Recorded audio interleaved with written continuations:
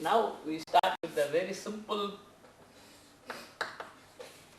example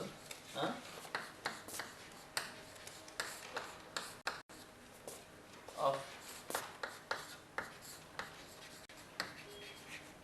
dynamic aeroelasticity.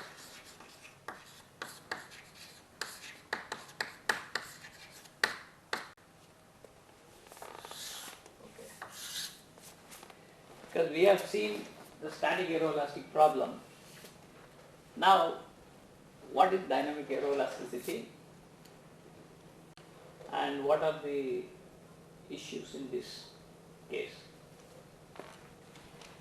So we take a simple 2D model which you can say is a representative of a section of a wing, and earlier in the primitive aeroelastic calculations they were doing only the 2D analysis, and they normally take the section at the 75% of the span, and then they just represent that 75% span by a aerofoil. Okay, and you now start defining various. This you say this is, I'll put it this way. B is semi-cut. Okay, and your aerodynamic center is here, and your elastic axis, normally we will put it EA, that's here, and because it is a dynamic case, so you have also got the mass. So this is the center of mass, you can say. Now this is a 25% cut, take it as the subsonic case, and here these distances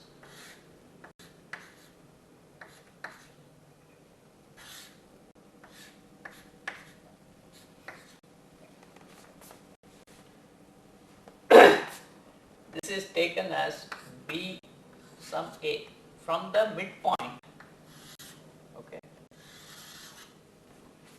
from the midpoint of the aerofoil, the distance of the elastic axis is defined as BA. Everything is B. A is a non-dimensional number. Then the distance of the center of mass from elastic axis is defined as Bx alpha. Please understand. Okay. Now this is a vibrating thing. You can have pitching motion, you can have bending motion. So you represent this by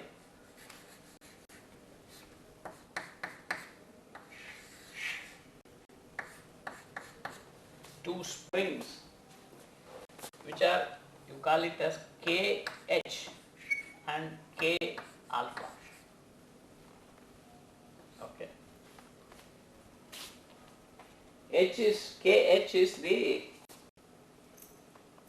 you can say, the heaving spring, and K alpha is for the spring in torsional motion. Now you define, this is a 2 degree of freedom system, because it can, the aerofoil can move up and down, and the aerofoil can do pitch up or pitch down. That is a rotary motion. So we define the 2 degrees of freedom as, this is H. This is the downward motion. So please note, our reference point is elastic axis. Okay, and alpha is this.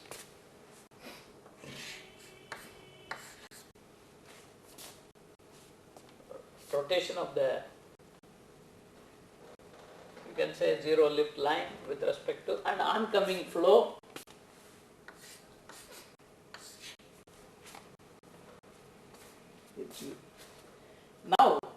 have to write the equation of motion. What are the aerodynamic loads? We will take lift, which acts at, take it as quarter card point, normal to that flow. This is lift. And the moment about the aerodynamic center MAC. Okay. These are my, so please note that this is a 2 degree of freedom system. Okay. And you have to get the equation of motion.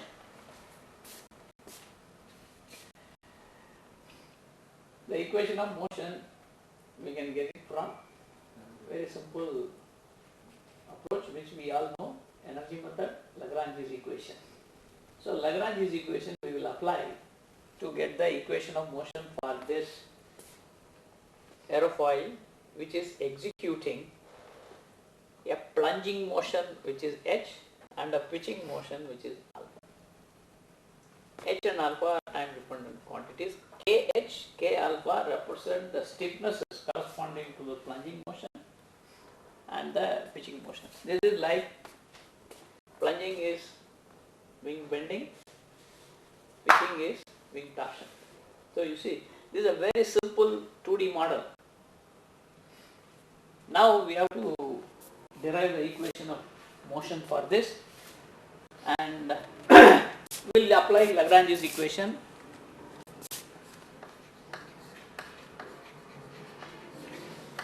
Lagrange's equation. Okay. So first the kinetic energy of the system. Kinetic energy, because you know that we will take H is here, H is the reference point, is elastic axis. Okay. And we are going to define the distance from H as we will use the symbol. You may use X if you want to call it X. Okay. Any distance from elastic axis, but positive is back. Now the kinetic energy will be integral. You will have minus b to plus b. If you say mass per unit length of this, if you call it as m, or you may call it dm, maybe I will put it dm. dm is the mass per unit length along the x, and the velocity at any x, velocity at any positive x is h dot plus x alpha dot whole square with the factor half. So half m velocity square. Okay. Now this is now split into 3 terms. So you will write it as half integral over the aerofoil dm h dot square, this is one term, plus half integral dm to x h dot alpha dot, and the third term is half integral dm x square alpha dot square. Okay. And you write, since h dot is constant, this is independent of the dm. So this is integral dm is mass of the aerofoil. So you will get this term as half m h dot square, where m is the mass of the aerofoil. This term 2 and 2 will cancel off, okay. X dm integral, that is basically mass offset, first moment of the mass, which we will write it as, use the symbol S alpha. S alpha H dot alpha dot, where S alpha is integral dm x, okay, and which is essentially I have defined here. This is at a distance bx alpha from the elastic axis. So this nbx alpha, this is S alpha, okay, because later we will be using it, otherwise you can use it as a S alpha. S alpha is first moment of the mass. Then plus you have half x square dm, that is basically mass moment of inertia of the aerofoil about the what? Elastic axis, okay. So that way you have to be careful. This is not about the center of mass, this is about the elastic axis. So we define as I alpha alpha dot square. So where I alpha is integral dm x square. So you see m is integral dm. So three quantities. This is my kinetic energy expression, okay. Now you have to write the strain energy. Strain energy, in this case you have only two springs. One is the kh, another one is k alpha. So you can write your strain energy or the potential energy V as half kh h square plus half k alpha alpha square. Okay. And then you also need to know the generalized force corresponding to each one. That comes from basically virtual work done by the external forces. So that part we will write it after we get the Lagrange's equation, okay. So what you do is you apply the Lagrange's equation directly, which is delta t by this d by dt of, you will apply the Lagrange's equation d over dt of delta t over delta q I dot minus delta t over delta q I plus delta v over delta qi equals v. I varies from 1 and 2. In this case, q1 is, you can say h, and q2 is alpha. So q1, q2 is alpha. Okay. So you just substitute that, these terms, and you will get your two equations. Okay.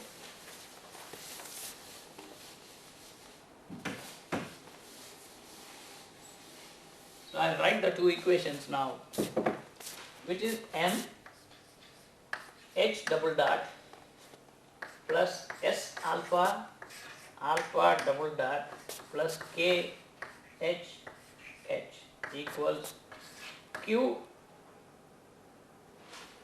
h corresponding to h.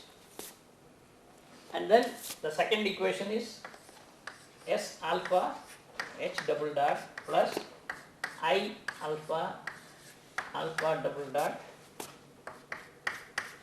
k alpha alpha, which is q alpha. Okay. So these are the two equations. Okay. Now you need to get the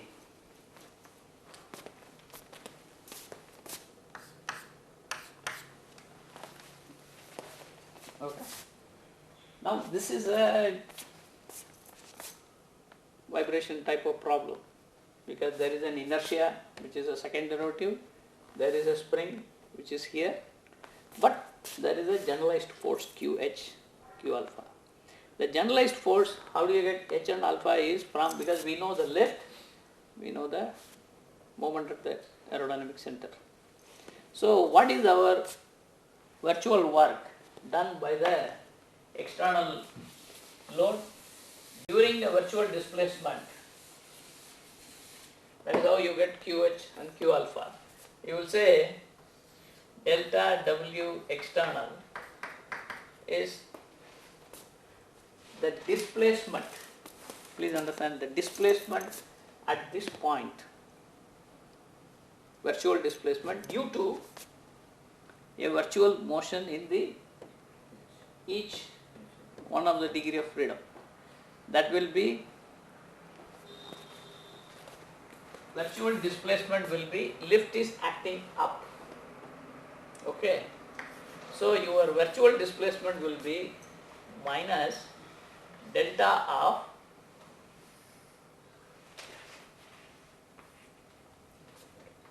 H plus, okay, what is that? This is what? BA, B by 2. So B into A plus alpha, half into alpha plus H. This is the displacement, no, with a minus sign, I am sorry, because this is the displacement which is up, H is downward displacement, because this distance into alpha is, this point is going up, H is coming down. So H minus this is the displacement of the aerodynamic center in the downward direction. So I have to put H minus B half plus A alpha. Okay. This is my virtual work done. Plus, of course, I will have the MAC into delta alpha. So which if I combine, I will get minus L delta H plus L into B plus, L into B into half plus A plus MAC.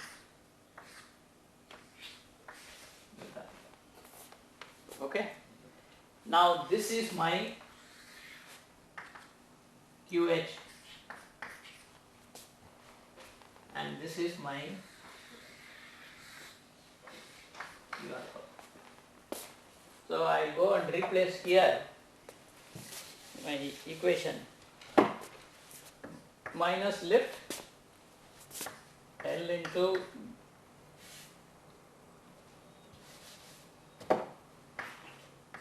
half plus A plus M. Okay, this is my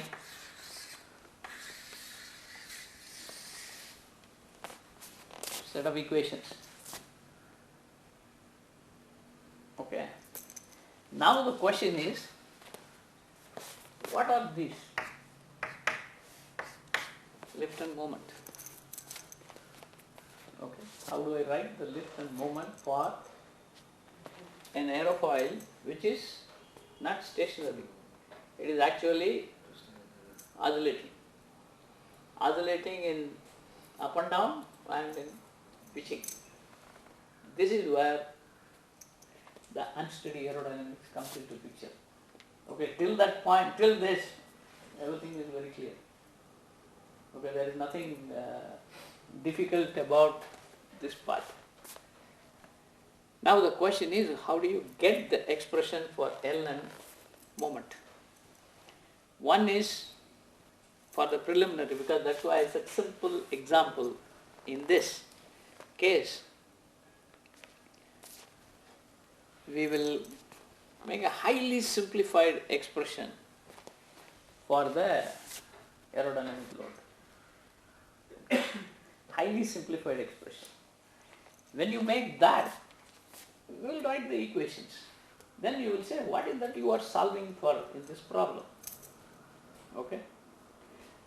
And now if you have gust, which are external, then you have to add that gust also. This is lift due to aerofoil motion. There can be an external disturbance, dynamic load, that you may have to add externally.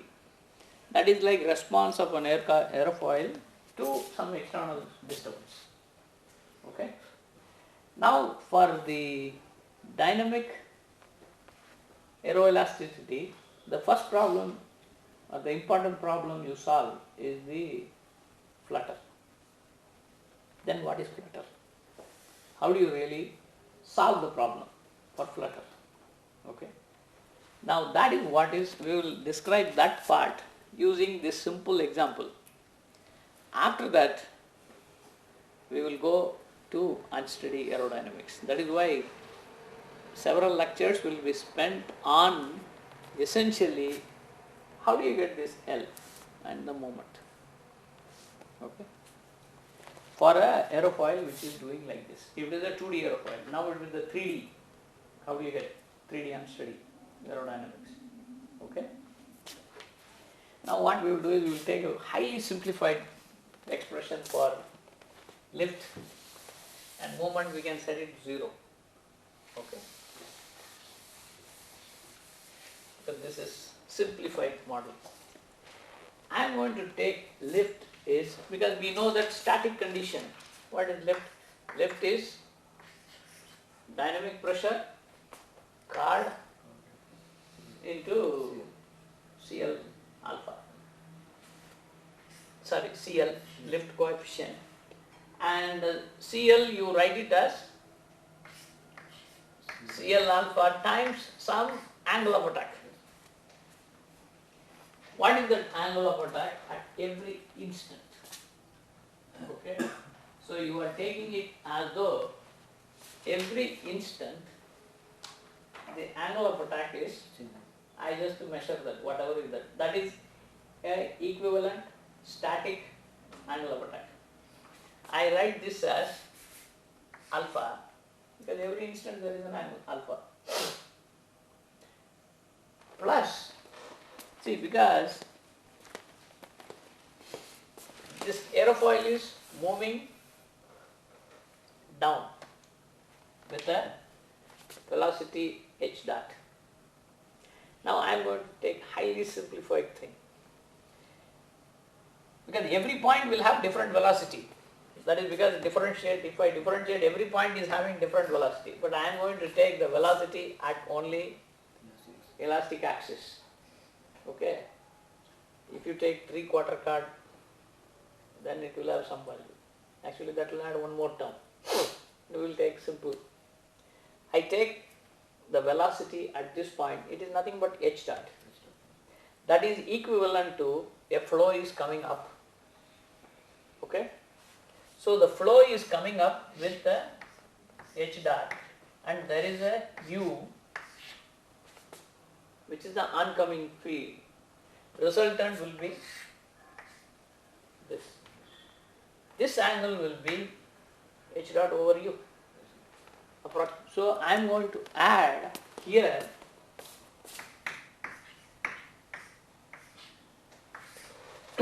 this is effective angle of attack. I call it effective angle of attack.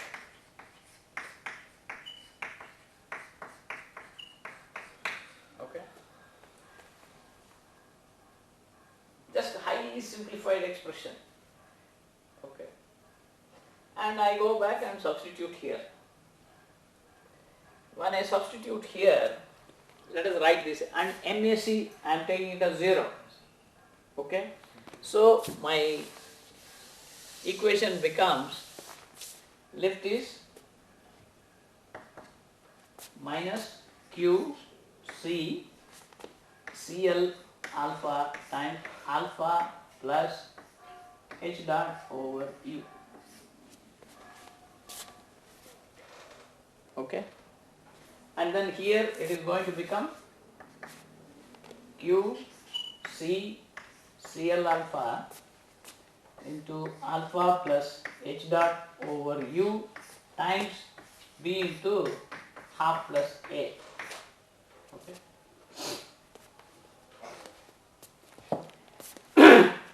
Now you see, this is what the aeroelastic problems are. Your lift is a function of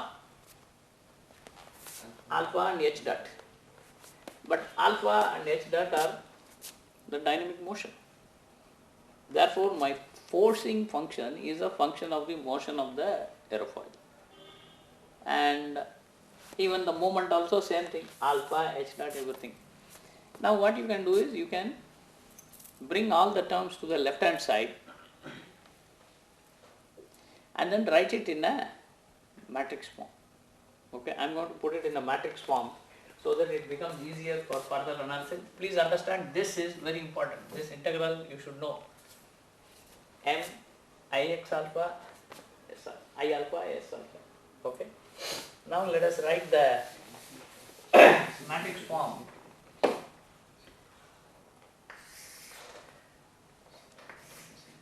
M s alpha I alpha into h double dot alpha double dot.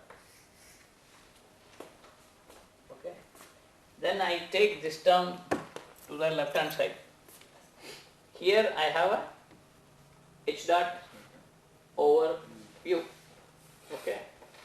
So I will take this as plus, I am putting it as q c cl alpha over u 0 h dot alpha dot plus, maybe plus, you will have for h is kh and you have a term for alpha. So that will be q c cl alpha into h alpha. Now we have to fill up for the alpha equation. For the alpha equation, you take this term. This will be q c cl alpha b half plus a over u, that will be there. So that will become a minus sign. So I will get minus q c cl alpha over u b into half plus a and then 0. Okay. And then this is a function of alpha also. So you don't have any h related term. So the first term is 0. Okay. You will get k alpha. You will get a minus sign. Minus q c cl alpha b into half plus a equals 0. Okay. All right. You check that stuff whether everything is fine.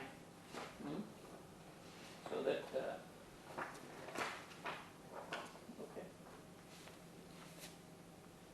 Minus b to q c cl alpha over u. That's it. Okay. Q c cl alpha b into half plus a. This is my equation. All right. Now I erase this part. Now let us start analyzing this problem. Suppose if you have an external loading, that means some other external loading, not lifted movement, you will get some dynamic load that will come on the right hand side. Then you can study under a dynamic load for a given Q, what is the response? Suppose the aircraft is landing, I am just saying landing is equal to some dynamic load, or a gust is coming. Gust I may specify in a particular fashion. You can put that as a load. How that will affect my response of the aerofoil? That is one. The second problem is, my right hand side is 0, but I want to know what is the solution of the homogeneous equation, how they vary with Q, because Q is my dynamic pressure, that is a forward speed, okay, dependent. And you see my damping matrix is a function of Q, my stiffness matrix is a function of Q, which means I am varying my stiffness and damping with speed. So I need to study how the system will respond if there is an initial condition. Okay, if there is a non-zero initial condition, because homogeneous part, what you say, you put an initial condition, you see how it evolves. Suppose if Q is 0, it is nothing but a simple vibration problem. Q is 0, this is a 2 degree of freedom vibration problem. You essentially study what are the natural frequencies, okay, and the mode change. That's all. It's a 2 degree of freedom vibration problem in which if Q is 0, your equation will become M S alpha, I alpha, H double dot, alpha double dot, plus you will have KH 0, 0, K alpha, H alpha. You will write a solution of the type H alpha is of H bar alpha bar e power some pt, you will put it, substitute back, okay, and then solve for P. This will be like your basic eigenvalue problem. That's what you are solving it. So if I substitute this P, I think now I don't think I need this. I will erase this part. Okay. Because that part I need it. Okay. This is Q0.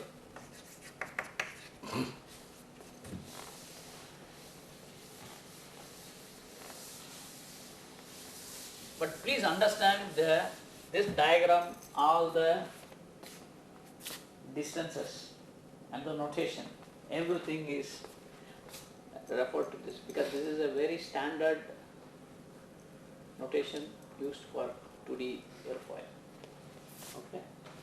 Now I substitute this, what will happen? It will be P square, everything, because H double dot will be P square. So you will get M P square, S alpha P square, I alpha P square, right? Then you will get here, I put it plus KH plus K alpha. This is what you will get. After you substitute, you will get this. Because what I have done is, I have taken the second derivative put it here, and finally all this thing will have p square, then the common thing is h and alpha, and that is what, this is 0. Now for a non-trivial solution, you say the determinant is 0, and that is your characteristic equation which you will solve for p. Okay. Now let us write that expression. This will be m p square plus kh multiplied by I alpha p square plus k alpha minus s alpha p square whole square equals 0. Okay.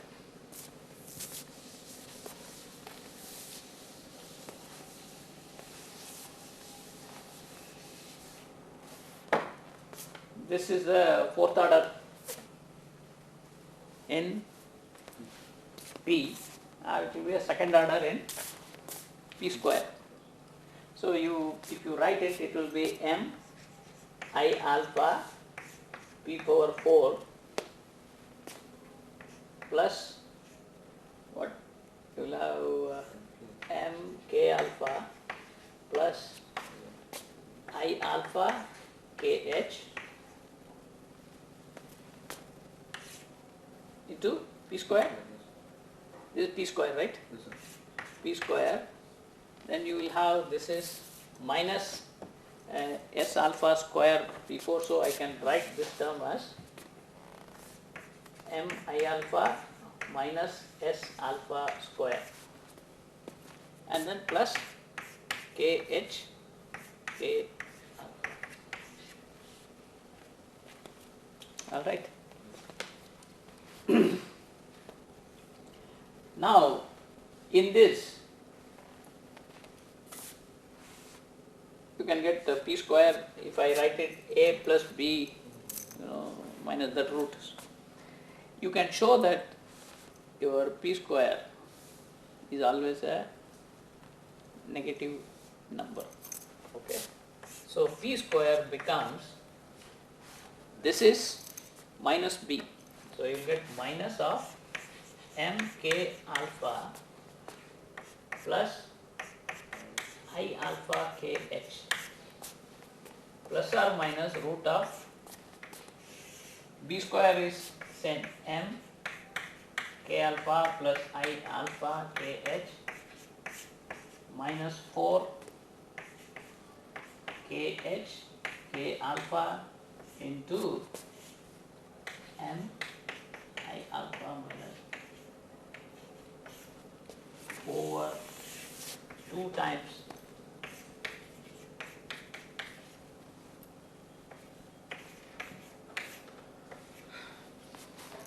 this is my root, and all these quantities are positive quantities. Mass is positive, spring constant is positive, and S alpha can be positive, can be negative. Okay, so the whole question will go, is this term positive or what happens? Because you can show that this term is always positive. Because how we have defined m is known, I alpha is what? dmx square. X is measured from elastic axis, and this is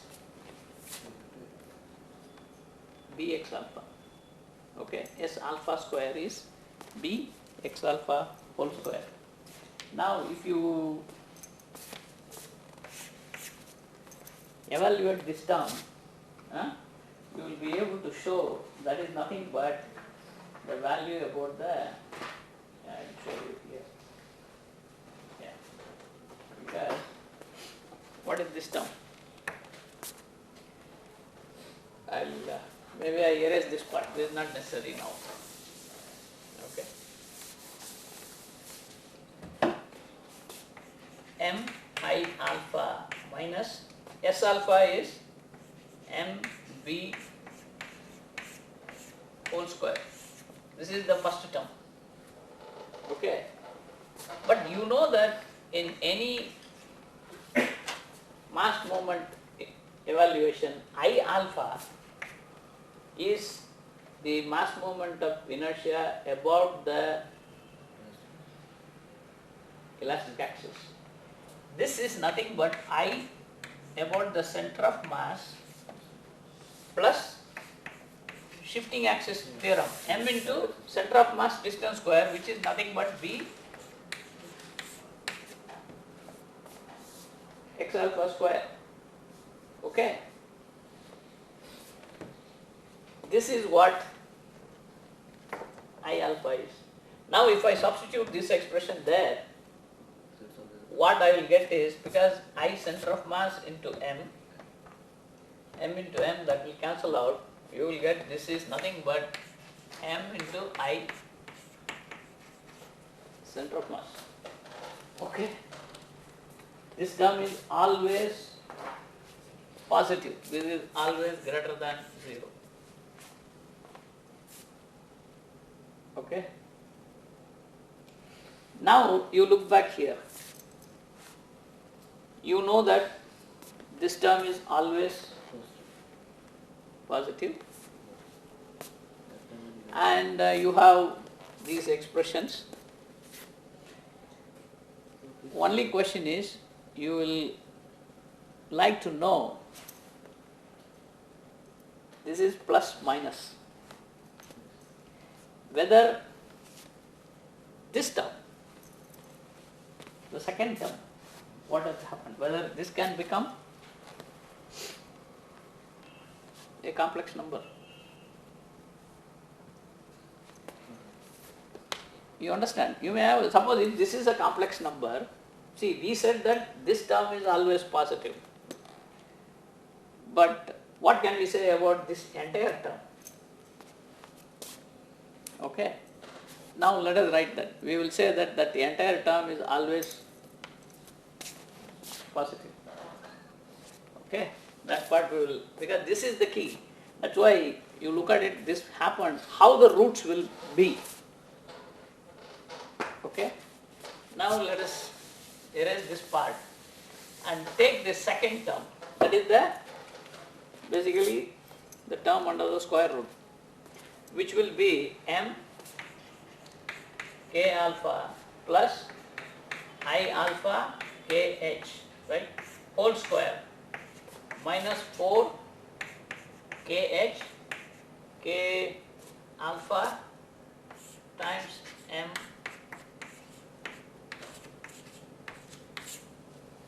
you expand this term. This will be m square k alpha square plus I alpha square k h square plus 2 m I alpha k h. Okay.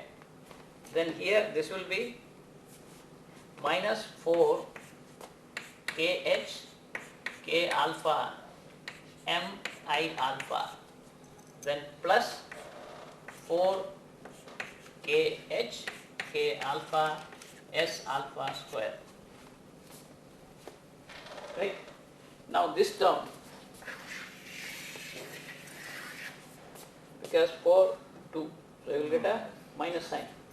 So this will become m k alpha minus I alpha k h whole square plus 4 k h k alpha s alpha square. Okay, which is always greater than 0. Okay. Right. Now you see, this term is always positive, but this term has to be less than this term because you are subtracting. Therefore, this quantity is always negative because you know that denominator is always positive. So when this quantity is negative, p square is negative, means p is complex. So you will get p as plus or minus I some omega. Okay. But you will have two roots. please understand, you will have actually P square, there is a plus sign, there is a minus sign. So you will basically have 1, 2, then P, 3, 4. This will be maybe 1 I omega 2. That will be 2 frequencies. Okay. So you will basically have 2 complex roots and omega 1, omega 2. And if you want, you can solve actually the eigenvector. But the idea, what I wanted to say is, yes, now it is always a vibrating system. I omega 1, omega 2. And you say that this is, but it is a coupled, please understand, it is not that omega 1 is only going up and down, and omega 2 is only, you see, you can't say, because in each motion, you will have, if you look at the eigenvector, corresponding to omega 1, you may say the aerofoil may go down and it may pitch down. You will have participation from H and alpha in each one of them. Okay, that depends on where your mass center is from the elastic axis. Okay, that is why that coupling, this is the coupling. Suppose if this is 0, that means x alpha is 0. Mass center is right at the elastic axis.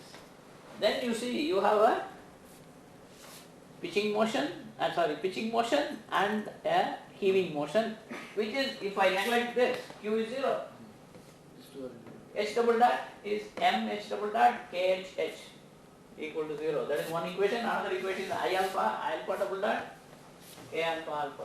These two are uncoupled. Then you can say pitching is independent of heaving.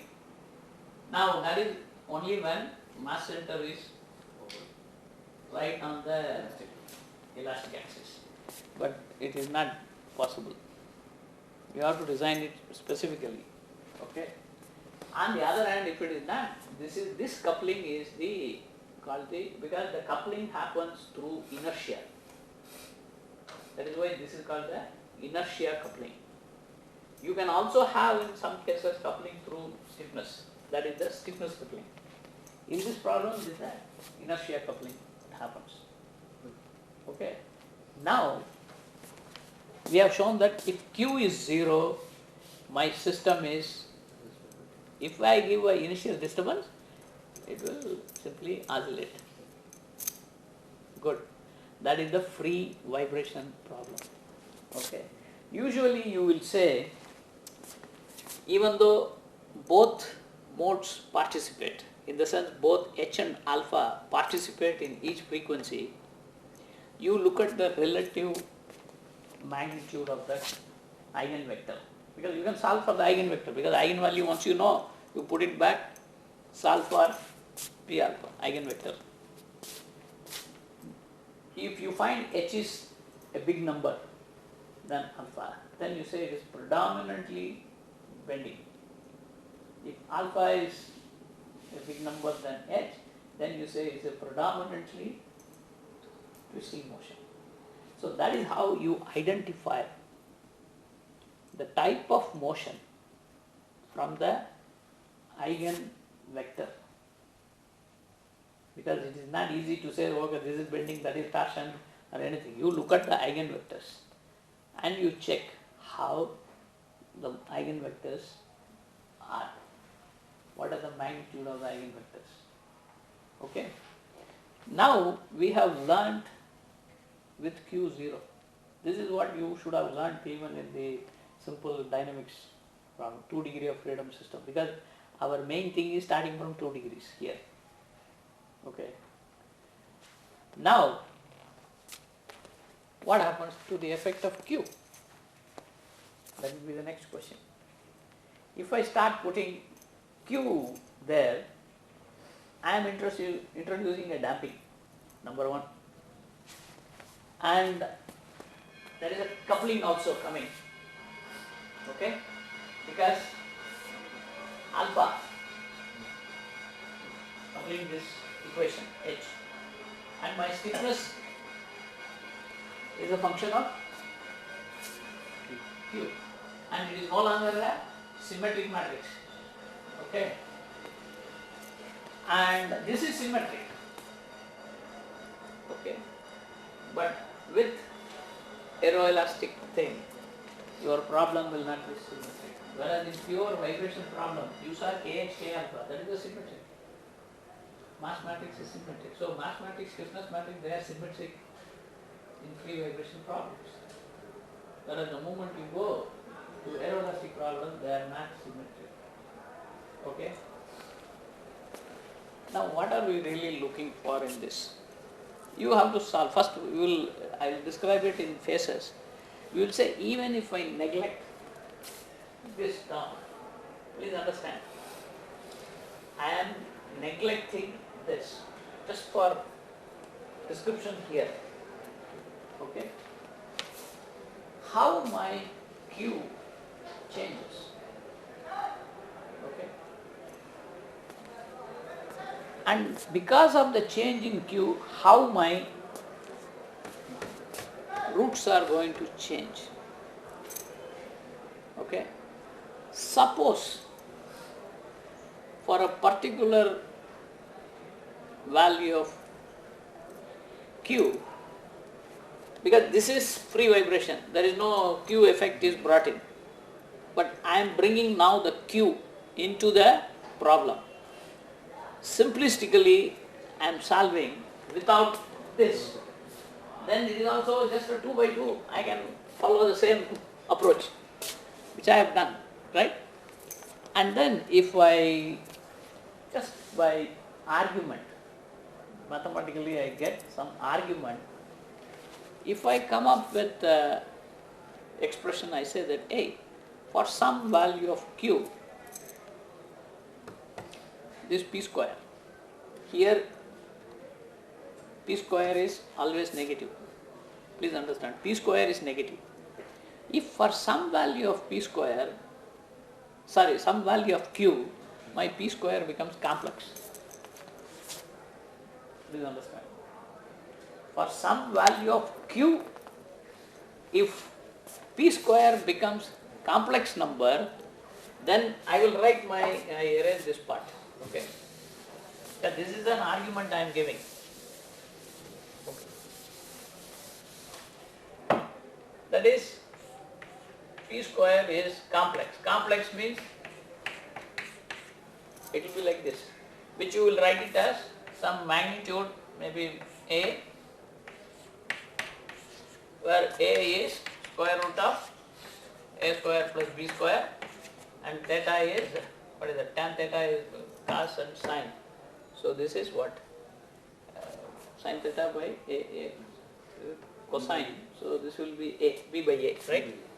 Tan inverse b over a, right? Huh? That means p square is this. Now p will be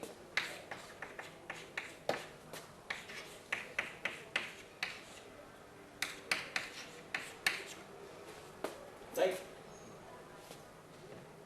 for some value. Actually p is a real number. That means my solution e power pt, what I assumed for h and alpha. This I wrote it as h bar alpha bar e power pt. P has a positive number. That means this will take off in time. That means my motion, if I give a small initial disturbance, it will just blow up with time. And that is what you call it as the point beyond which it happens in the Q. Q0, it is only sine. But as I keep on increasing my Q, because I don't have a damping term, that is what I am saying. I have not included damping. This is just for logical description, or logically you are trying to say what is flutter. Okay. For some value of q, beyond that, you will find my p has a real part. That means my motion is taking off. It will blow up. But what is that value, that boundary value q, at which this is still a negative number? Okay? So that is what the condition you will try to impose, and you will see whether such a condition can exist. Okay? You will find that yes, it can exist. This is what the initial, I think there was one paper which was done in 19, I would say 58 or something like that. Okay? That was 1958. Okay? That was by Pines. An elementary explanation of flutter mechanism. Okay?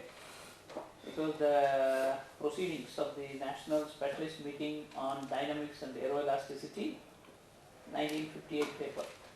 He derived very simple problem, simple results. Okay? Now, that is by this kind of explanation. You have to solve a very simple problem and then come up with, hey, what is flutter? What are we trying to say? One is mathematically you can solve, and then whether you can come up with some nice solutions, nice explanation of what is really happening. That reference, I erased this part.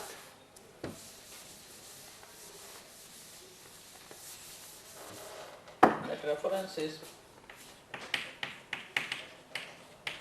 points.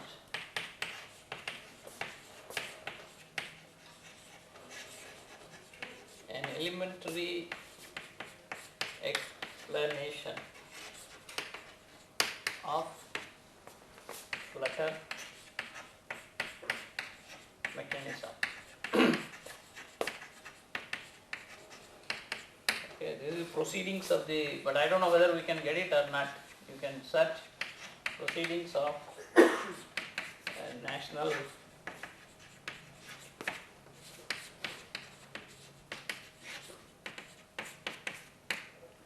Specialist Meeting on Dynamics and Aeroelasticity.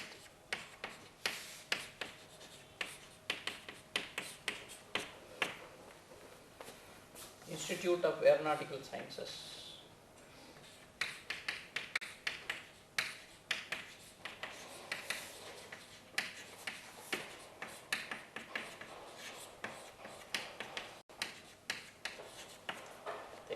November 1958.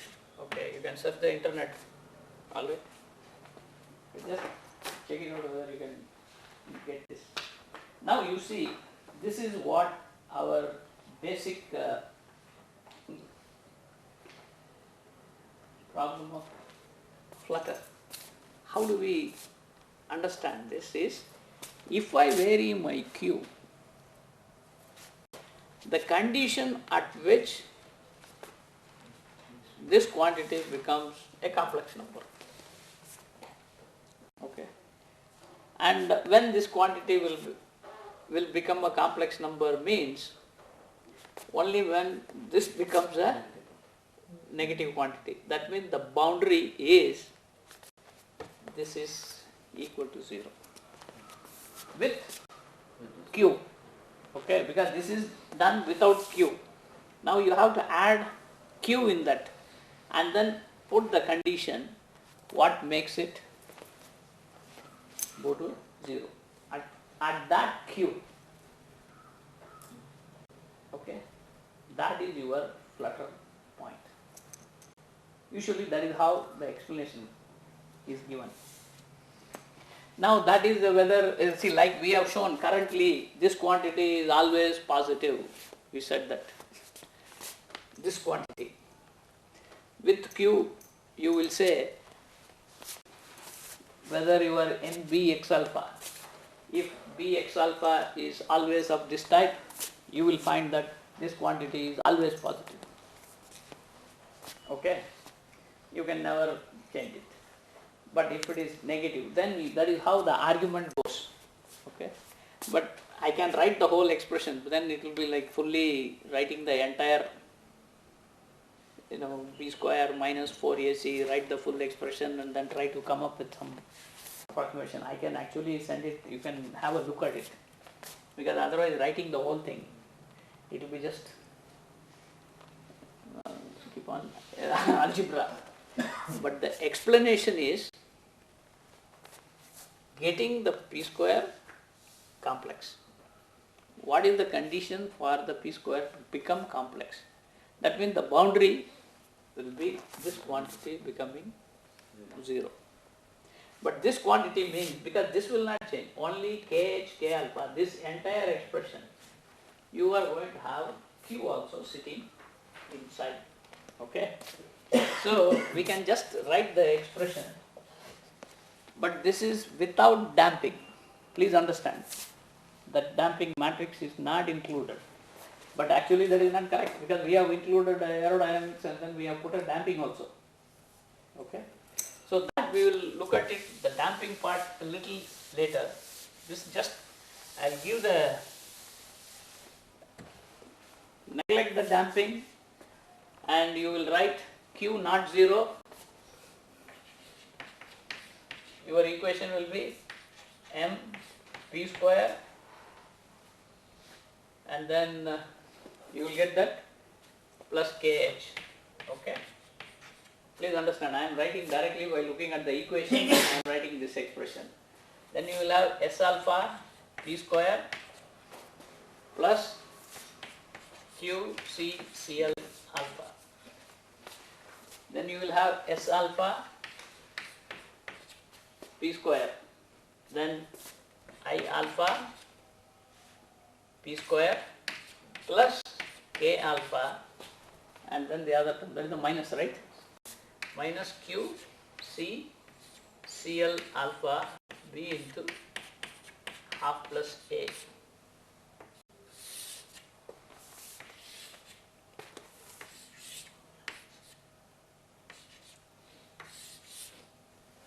Right? Now, this again, this is the fourth order, P4. Okay? And this, you write it as a full expression. Okay, S alpha P square Q C Cl alpha K alpha minus Q C Cl. Yes. Now the determinant is 0. Then expand all, you will get some fourth order equation and you can set the condition. Now, if we look at only the, I will draw now the diagram because I am not going to go into the arguments here. How the roots will change. Okay. Because now you understood the logic. What you look at it is, I am going to plot, this is Q. This is my omega. So I may have initially two values, omega 1, omega 2, two values, Q0. Okay. For every Q, I am going to have two values. So I will be tracking. What will happen is it will come like this. This is just, and then the point for this particular problem when they meet. Okay, that is my inflator. Because the radical is 0, your p square is basically the same minus the minus b term. But if this is without the damping term, Please understand, without the damping term. These are the eigenvalues. Your eigenvalues will always be just plus minus I omega. But if you include damping, they need not meet here. They may come like this. Okay. This is without damping. Sorry, this is with damping. Sorry. This is without damping.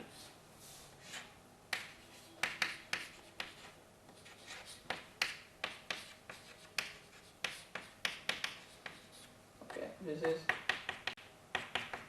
So, you please note that in this particular case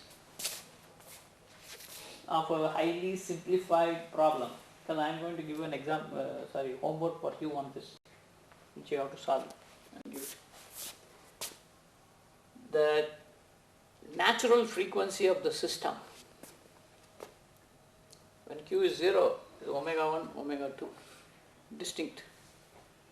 But as you keep changing the Q, they will start coming closer.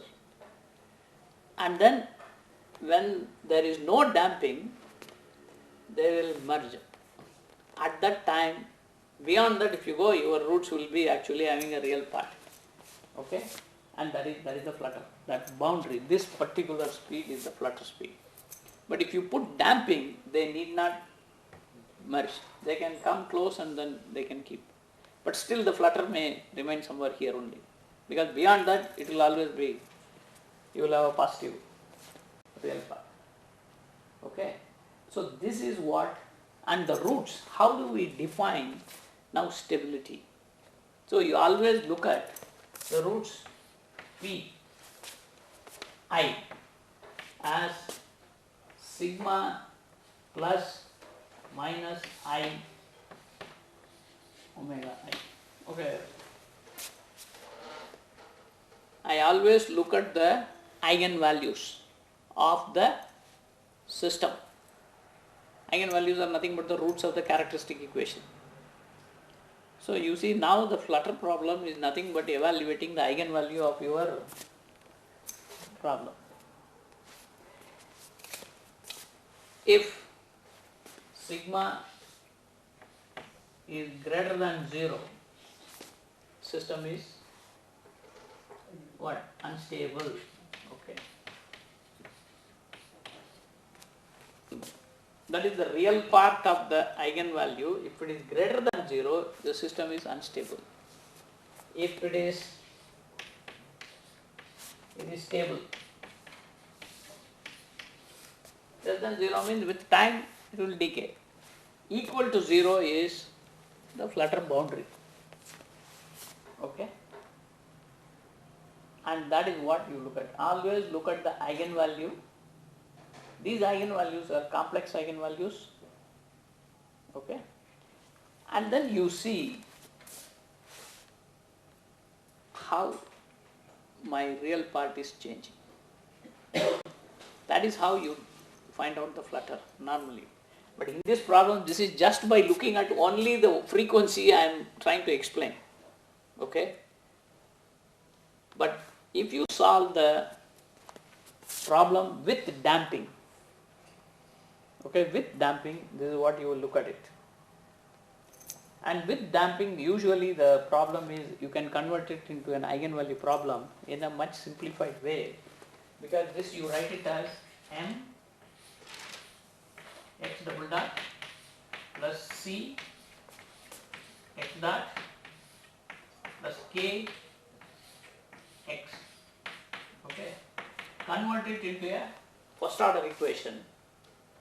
Okay, the first order, and then get the eigenvalues.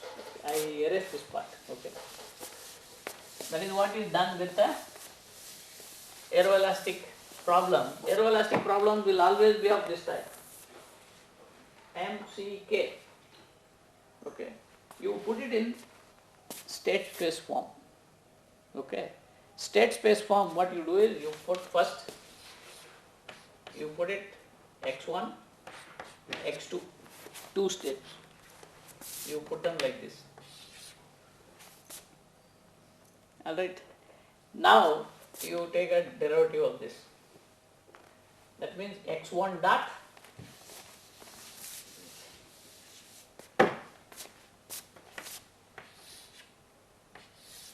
this is again x1 x2. Okay.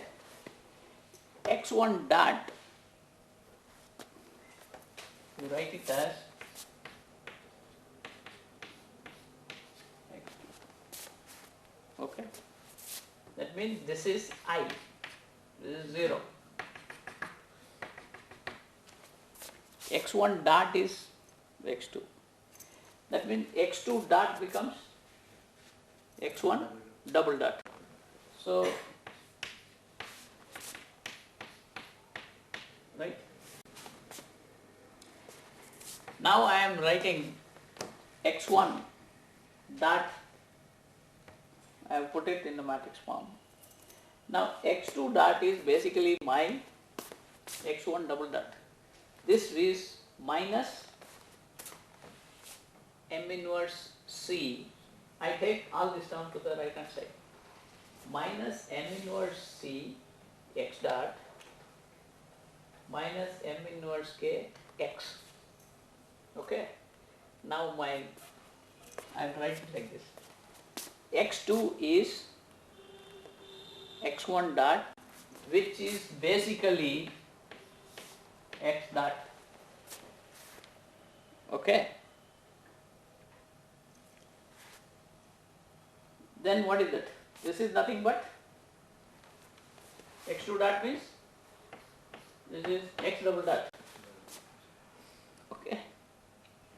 So I will write this as x2 dot, this as x2 itself.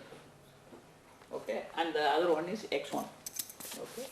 So I will have minus k inverse, sorry, not k inverse, m inverse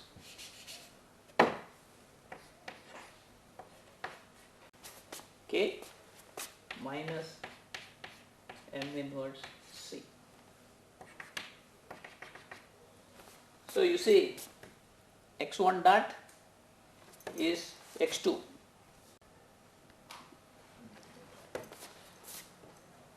x2 is x1 dot, that is x dot. Now this is x double dot. Okay. So this is basically x dot, x double dot. Okay, that is what you are writing it. If you x dot, x double dot. That is what this is. That is why state space, what you do, you call x dot as x1. Alright. Now what happens is, no, sorry, there is a dot here. Is a dot? No, there is no dot. Hey, no, this is fine, I'm sorry. X dot is x1 dot. Now, this is what your state space representation. That means you have converted your second order equation into a first order equation. And you can go and then solve for the eigenvalues. And this is not a symmetric matrix. So you solve the eigenvalues. Okay. Usually call any of the standard eigenvalue code, get the eigenvalues for various values of Q, and then track down the eigenvalues. The moment you see the eigenvalue is, the real part becomes positive, you say that is the flutter point. And what is the omega? Omega is the frequency, they call it flutter frequency. The frequency corresponding to that. Otherwise you say each one is the damping, the frequency. So you may call it modal damping, modal frequency. Right? In this problem you have only two frequencies. So you will get, but you will get 4 roots, complex roots, that is why plus minus. But that you don't bother about the frequency sign. Okay, it is always same e power plus minus I omega, it's always I omega t. Okay, is it clear? This is how you solve the, I would say, the simplest form of dynamic aeroelasticity. A simple example to explain what happens. But this is with taking your unsteady aerodynamics. The approximation we used for the aerodynamic load, the terminology is a quasi static, okay, model, quasi static aerodynamic model. Okay, if you want aerodynamic model, okay, quasi static. Then you say, what is that static? That there is something else also will come later. So this is a highly approximate representation of your aerodynamic model with what you know, because still this is not right, but it is okay in the preliminary calculation to understand how to explain what really happens in the system with dynamic pressure. Okay, then this is this gives a, I would call it a basic explanation for this problem. Okay, and I don't think there is anything I would say, where is that? Is this yeah, okay, you get the eigenvalues and you solve that problem.